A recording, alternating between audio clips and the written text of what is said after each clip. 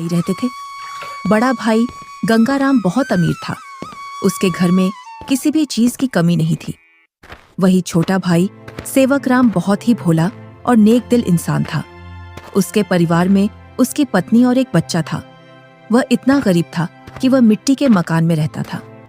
गंगाराम की पत्नी के 3 पुत्रियों के बाद पुत्र हुआ था, तो गंगाराम ने एक बड़ा प्रोग्राम रखा जिसमें उसने गांव के और बाहर के बड़े बड़े अमीर लोगों को बुलाया था।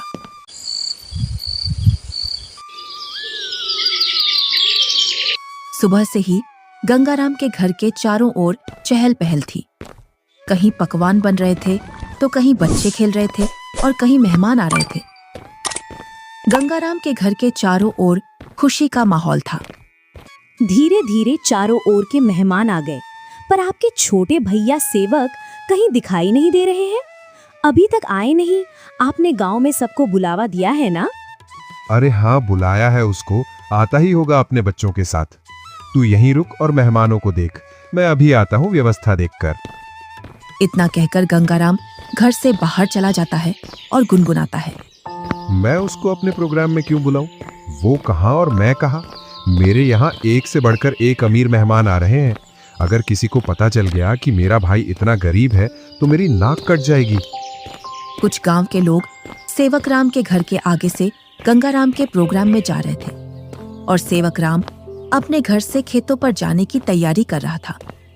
जैसे ही वह घर से बाहर निकलता है तो उसको कुछ गांव वाले मिल जाते हैं। अरे सेवकराम, तू अपने भाई के घर नहीं गया? तेरी भाभी के बहुत दिनों बाद लड़का हुआ है। इसी उपलक्ष्य में तेरे भाई ने बहुत बड़ा प्रोग्राम रखा है। तू तो चाचा बन गया है और तू यहाँ, जबकि तुझे तो अपने भाई के घर सबसे पहले पहुँचना था। सेवकराम ये सुनकर दंग रह जाता है। इस बारे में उसे कुछ भी पता नहीं था, पर वह गांव वालों के सामने ऐसे बोलता है जैसे उसे पहले से सब पता है। अरे हाँ भाई, मुझे भी जाना है। बस थोड़ा सा खेतों पर काम बचा है, उसको मैं पूरा करके आता हूँ। जल्दी काम पूरा करके आ भाई। सुना है भाई गंगाराम ने बहुत ही स्वादिष्ट पकवान बनवाए हैं और उसने खाने पर पूरे गांव को बुलाया है। हाँ, ये तो बड़ी ही अच्छी बात है। तुम लोग चलो, मैं आता हूँ। जैसे ही गांव वाले वहां से निकल जाते हैं तो सेवकराम का मुंह उतर जाता है। ये तो बहुत खुशी की बात है, पर इसके बारे में तो मुझे कुछ पता ही नहीं है। चलो, मेरे बड़े भाई के घर पुत्र रत्न तो आया और मैं फिर से चाचा बन गया, पर मुझे इस बारे में कुछ बताया भी नहीं। शायद काम काज ज्यादा है, इसी वजह से मुझे बताना भूल गया होगा, वरना ऐसा हो नहीं सकता कि मेरा भाई मुझे न बुलाए। अरे भाग्यवान, तुमने सुना? तुम्हारी जेठानी के लड़का हुआ है। कुछ गांव वाले इधर से गुजर कर जा रहे थे। क्यों ना अपन भी चलें बड़े भाई के यहाँ? सुना है बहुत ही अच्छे अच्छे पकवान बने हैं वहाँ पर। अरे, ये तो बड़ी खुशी की बात है। आप फिर से चाचा बन गए और मैं चाची, परंतु उन्होंने हमें बुलाया नहीं। बिना बुलाए हम कैसे जा सकते हैं उनके प्रोग्राम में? बिना बुलाए वहाँ जाना सही नहीं होगा। अगर गांव में इस बात का पता चल गया कि हम बिन बुलाए उनके प्रोग्राम में आए हैं तो लोग क्या कहेंगे? बड़े भैया इतना बड़ा प्रोग्राम कर रहे हैं और इतने बड़े प्रोग्राम में पूरे काम की जिम्मेदारी भी उन्हीं पर है। तुम्हें पता है ना उनके पास कितना कामकाज होगा। इसी कामकाज की वजह से हमसे बोलना भूल गए होंगे और प्रोग्राम वाला आदमी तो कुछ ना कुछ तो भूल ही जाता है। आप लोग चलो ना, मैं अपने ताऊ का घर और अपने छोटे भाई को देख आऊंगा। कैसे चलें बेटा? मन तो मेरा भी बहुत कर रहा है जाने को, पर उन्होंने हमें प्रोग्राम का निमंत्रण भी नहीं दिया और ना ही हमसे बोला। उन्होंने फिर किस मुंह से उनके प्रोग्राम में जाएं? क्या हम अपने छोटे भाई से मिलने नहीं जाएंगे पापा? क्यों नहीं, हम जरूर चलेंगे आपके छोटे भाई से मिलने के लिए। क्यों आप छोटे बच्चे को झूठी तसल्ली दे रहे हो? तुम्हें पता है ना, तुम्हारे बड़े भाई हमें उनके बराबर नहीं समझते हैं, तभी तो उन्होंने हमें प्रोग्राम में नहीं बुलाया है। तुम तो सदा गड़े मुर्दे उखाड़ती हो। ऐसा नहीं है, वो हमको चाहते हैं। वो तो कामकाज की वजह से बुलाना भूल गए हैं। तुम्हें लग रहा है कि भैया तुम्हें बुलाना भूल गए हैं तो तुम जाओ। बिन बुलाए मैं नहीं जाने वाली कहीं। मैं तो खूब खुश हूँ अपने घर में। आपको जाना है तो जाओ। ठीक है, मैं और मुन्ना चले जाते हैं। तुम्हें नहीं जाना तो मत चलो। आप जा रहे हो तो जाओ, पर उधर से जल्दी लौट कर आना। सेवकराम और उसका बच्चा प्रोग्राम में जाने के लिए तैयार हो जाते हैं। अब तुम प्रोग्राम में जा रहे हो तो बच्चे को देने के लिए कुछ तो ले जाना पड़ेगा। हाँ, बहुत देर से मैं भी यही सोच रहा था, बच्चे के लिए क्या ले जाऊं, और बाजार से ले जाने के लिए मेरे पास पैसे भी नहीं हैं। आप तो ये लकड़ी का झूला ले जाओ जो तुमने मुन्ना के लिए बनाया था। अब मुन्ना के कुछ काम का नहीं है। हाँ, यही ले जाता हूँ, इसमें बच्चा खूब आराम से सोएगा। सेवक राम उस झूले को उठाकर चल देता है और उसके साथ में उसका लड़का भी चल देता है।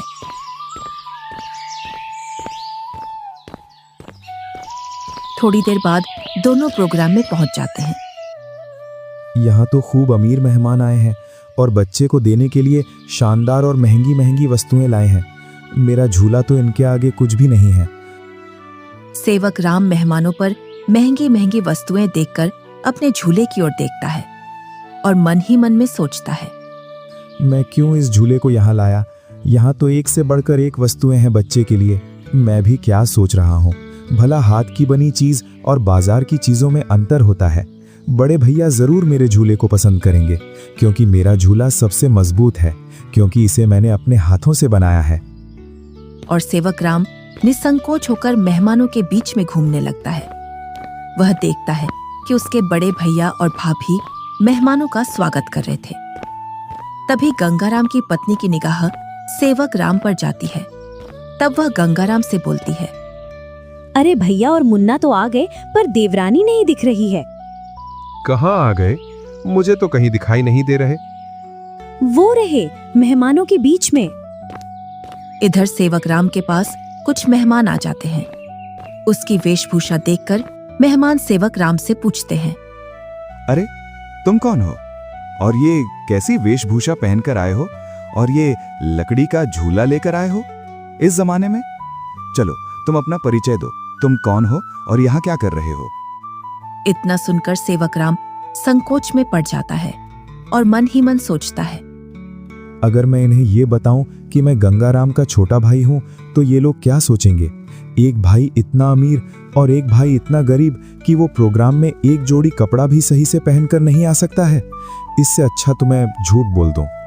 मैं गंगाराम जी का मजदूर। अरे तुम इतना क्यों घबरा रहे हो? डरो मत, बेझिझक होकर बोलो। गंगाराम जी का मैं मजदूर मैं छोटा भाई हूं। वह बहुत कोशिश करता है झूठ बोलने की, लेकिन उसके मुंह से सच निकल जाता है। क्या बोल रहे हो? तुम्हें पता है ना तुम गंगाराम जी को अपना भाई बता रहे हो? तुम्हें पता है ना वो कहां और तुम कहां? अपने आप को देखो और उनका प्रोग्राम देखो। इतने में ही गंगाराम वहां आ जाता है और बोलता है, क्या बोल रहा है ये? ये तुम्हें अपना भाई बता रहा है कि तुम इसके भाई हो। मेरा भाई होता तो वो इस हालात में रहता। ये तो मेरा हारी है, हारी। इसको मैंने एक दिन प्यार से भाई क्या बोल दिया, मुझे अपना भाई बताने लगा। इतना सुनकर सेवक राम अपना सिर झुका लेता है। आप प्रोग्राम का आनंद लीजिए। चलो मैं और मेहमानों से मिलता हूँ। जी आप मिलिए, हम भी और परिचितों से मिल लेते हैं। चलो तुम यहाँ से बाहर चलो, मुझे तुमसे कुछ बात करनी है। दोनों भाई एकांत में चले जाते हैं। जब तुम्हें पता है मेरे यहाँ एक से बढ़कर एक मेहमान आए हैं, फिर भी तू प्रोग्राम में घुस आया मेरी नाक कटवाने के लिए। और ये क्या लेकर आया है मेरे लड़के के लिए? लकड़ी का झूला। इस झूले में सोएगा मेरा लड़का। मेरा लड़का तो मखमल के झूले में सोएगा। किसमें? मखमल के झूले में। जा यहाँ से, मुझे दिख मत जाना अब इस प्रोग्राम में। अगर कुछ खाना बचेगा तो मैं सुबह भिजवा दूंगा तेरे घर पर। और हाँ, साथ में अपने लड़के को भी ले जाना यहाँ से। मुन्ना की माँ ठीक बोल रही थी कि बिन बुलाए वहां मत जाओ। मेरी ही गलती है जो मैं बिन बुलाए यहाँ आ गया। सेवक राम अपने बच्चे को लेकर अपने घर की ओर चल देता है, बड़े ही उदास मन से। इतने में ही बच्चा बोलता है, पापा, हम छोटे भैया से भी तो नहीं मिले और आप इतनी जल्दी घर चल रहे हो। सेवक राम थोड़ी हिम्मत करके अपने लड़के से बोलता है, बेटा हम शाम को आएंगे। खेतों पर कुछ काम बाकी रह गया था, वो मुझे याद आ गया है। उसे करके मैं आ जाऊंगा। उसके बाद चलेंगे हम तेरे छोटे भाई से मिलने के लिए। दोनों घर पहुंच जाते हैं। मुन्ना घर से बाहर बच्चों के साथ खेलने के लिए चला जाता है। इधर सेवक राम अपनी पत्नी को पूरी घटना सुना देता है और उसकी आंखों से आंसू छलक जाते हैं। पता नहीं ईश्वर की कैसी लीला है, आज भाई ने भाई को पहचानने से मना कर दिया। आप रोइए मत, ईश्वर एक दिन सब ठीक कर देगा। ईश्वर को भाइयों के बीच में इतना फासला भी नहीं रखना चाहिए कि वे एक दूसरे से ही दूर हो जाएं। आप इतना दुख मत मनाइए, सब ठीक हो जाएगा। आप बस ईश्वर पर विश्वास रखिए। तीनों सो जाते हैं।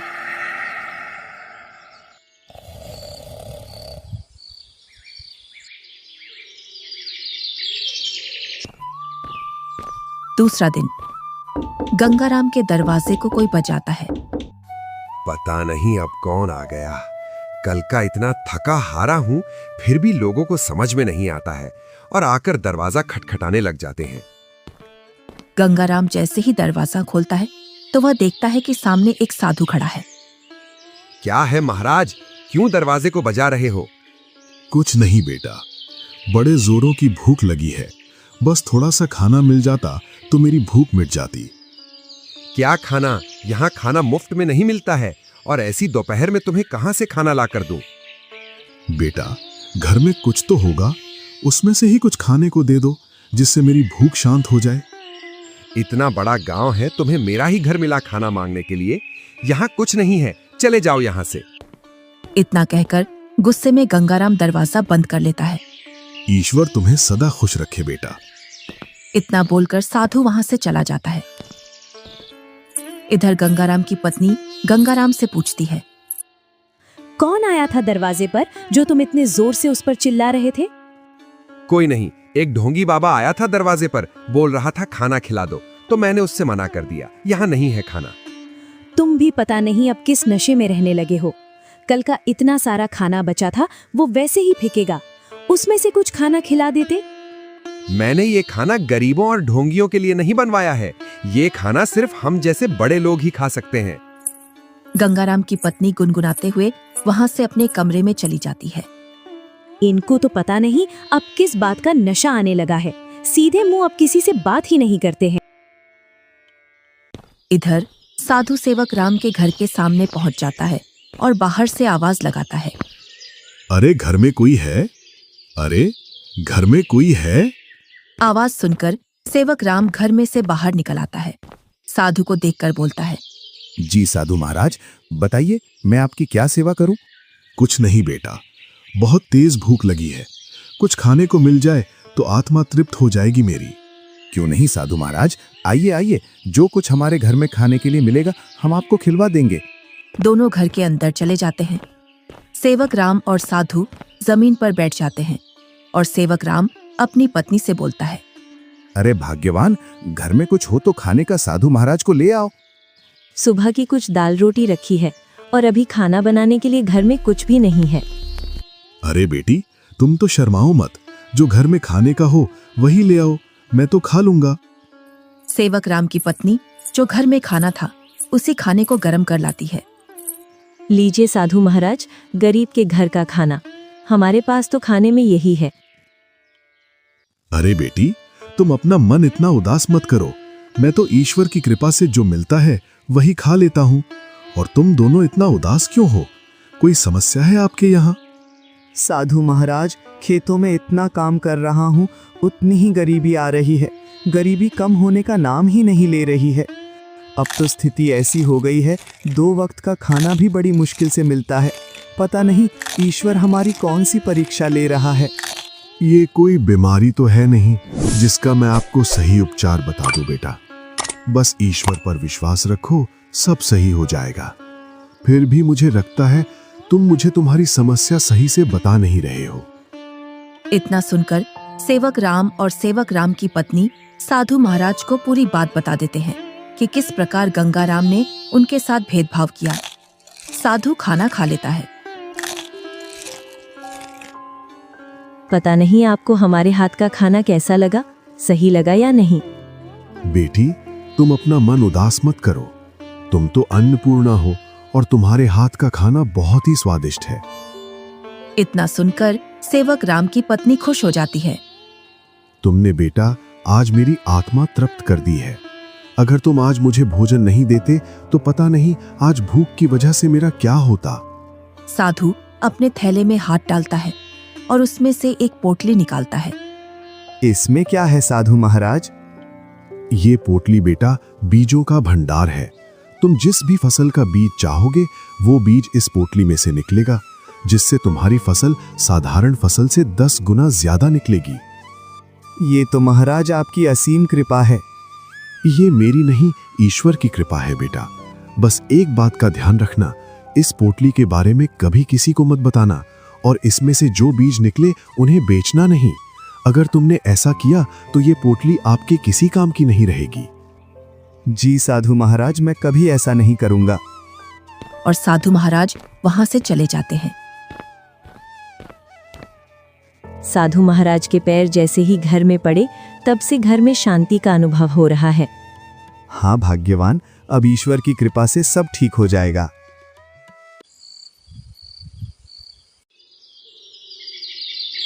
जैसे ही सेवक राम ने अपने खेतों में उन बीजों की बुआई की तो चारों ओर सेवक राम की फसल के ही चर्चे थे।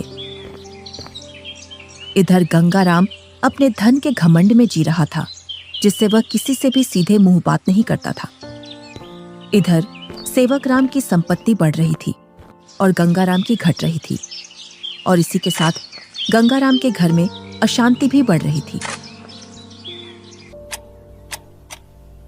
कुछ ही दिनों में सेवक राम ने गांव में गंगा राम से भी बड़ा मकान बना लिया था, और सेवक राम अब अपने घर में खूब खुशी खुशी रह रहा था। पर एक दिन, मालिक, अब मैं आपके यहाँ काम नहीं करूंगा। अब मुझे दूसरे गांव में आपसे ज्यादा जमीन मिल रही है और इससे भी अच्छी उपजाऊ। क्या बोल रहे हो हरिया तुम? तुम्हें पता है मेरे पास कितनी जिम्मेदारियां हैं? तुम चले जाओगे तो मैं अकेला कैसे खेती और घर संभालूंगा, और ऊपर से मैं अकेला आदमी।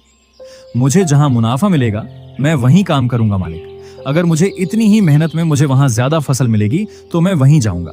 अरे हरिया, मैं भी तो तुम्हें खूब मुनाफा करवाता हूँ। बस तुम इस साल और रुक जाओ, मैं जब तक दूसरा हारी देख लूंगा। मालिक, 2 सालों से तुम मुझे बेवकूफ बना रहे हो। न तो तुम अनाज ज्यादा देते हो और न ही तुम दूसरा हारी रखते हो। मैं तो चला, तुम जानो और तुम्हारी खेती। अरे नहीं, ये तो चला गया। अब मैं क्या करूंगा? कई सालों से मैंने खेतों में काम भी नहीं किया है, जिससे अब मुझसे खेतों में काम भी नहीं होगा। क्यों ना मैं सेवक राम के यहाँ जाऊं? अब तक तो उसने उसकी सारी जमीन बेच दी होगी, क्योंकि हालात तो वैसे भी खराब चल रहे थे उसके। वो जरूर मेरे खेतों पर काम कर लेगा। गंगा राम सेवक राम से मिलने के लिए चल देता है।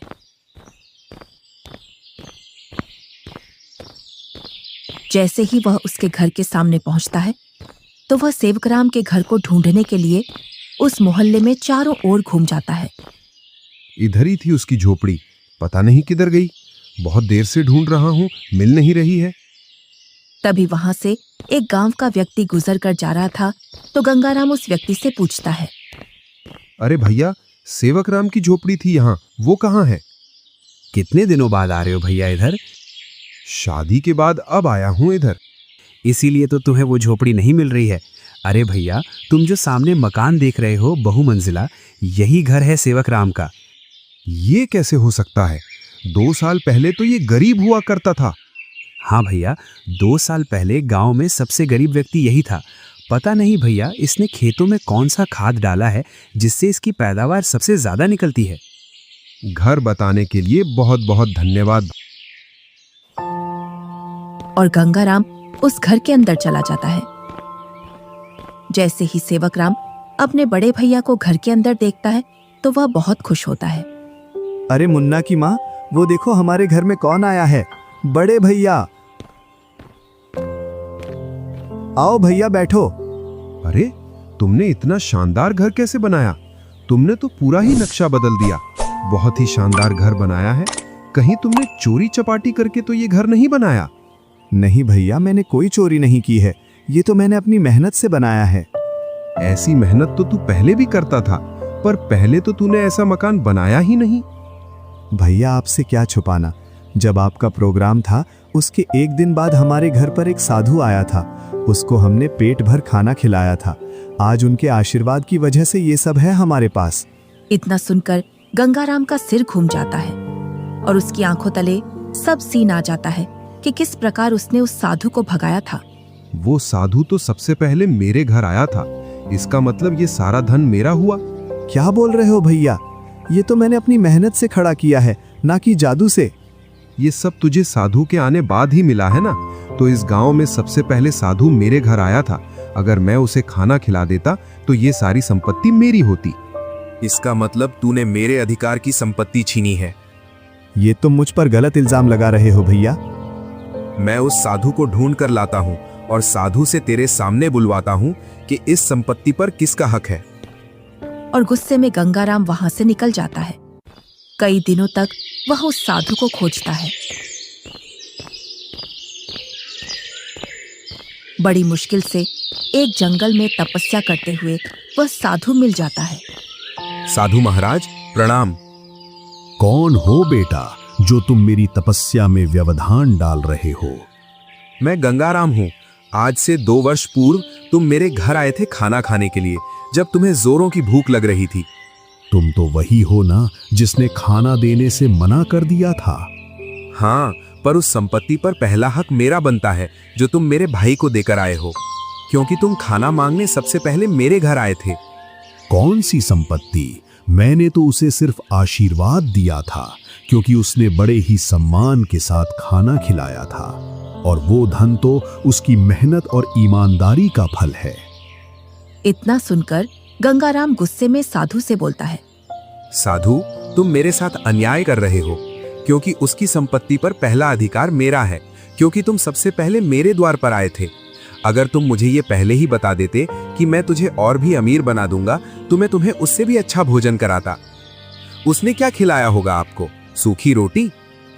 गंगाराम साधु से बहुत वाद विवाद करता है और गुस्से में साधु से बोलता है, जिससे साधु को क्रोध आ जाता है।